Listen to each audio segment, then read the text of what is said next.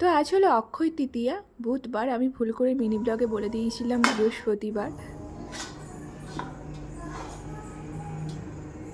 যেহেতু অক্ষয় তৃতীয়ার দিনটা ছিল নিরাম আমাদের বাড়িতে, তার জন্য আমার সন্ধ্যের টিফিনে বানিয়েছিল ফুলকো ফুলকো লুচি, যেটা নেতিয়ে পড়েছিল, আর বানিয়েছিল সিমুই দুধ দিয়ে।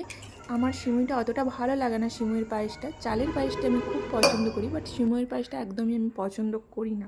মোটামুটি টুকটাক চলে, চলে না যে তা নয়, চলে। আর আলুর দম বলাটা ভুল, একটু জুস রসা রসা ছিল, বাট ওই আলু কষা টাইপেই বললে বেস্ট লাগবে।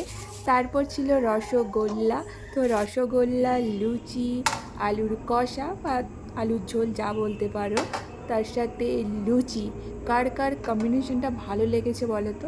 অনেকেই লুচির সঙ্গে ঘুগনিটা বেশি পছন্দ করে, বাট আমি মটরটা অতটা পছন্দ করি না। ছোলা হলে ঠিক আছে, কাবুল ছোলা হলে ঠিক আছে, বাট ওই মটরের ঘুগনি আমি অতটা পছন্দ করি না। তো যাই হোক, সেদিন খাওয়াটা পুরো জমে গিয়েছিল, জাস্ট কোনো কথা হবে না। যদিও আমি সিমুইয়ের পায়েসটা পছন্দ করি না, বাট তাও ভিডিওর জন্য একটু সিমুইয়ের পায়েসটা নিয়েছিলাম, একটু খেয়েছিলাম, মোটামুটি ভালোই লাগছিল। মিল্কমেড দিয়ে করেছিল, ভালোই লাগছিল।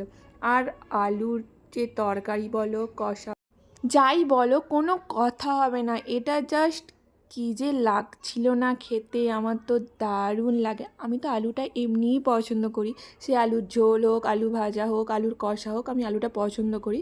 আর মাংস মানে চিকেনে যদি আলু না থাকে, আমার তো মানে সত্যি চিকেনটা ভালোই লাগে না খেতে। চিকেনের থেকে চিকেনের আলুটা আমি বেশি পছন্দ করি, চিকেনটা অতটা পছন্দ করি না। মাটন হলে ঠিক আছে। আর একটা কথা বলি, ভিডিওর জন্য থালা ভর্তি করে সাজিয়ে নিয়ে বসি ঠিক কথা, বাট সবটা কিন্তু আমি খেতে পারি না, আর খাইও না।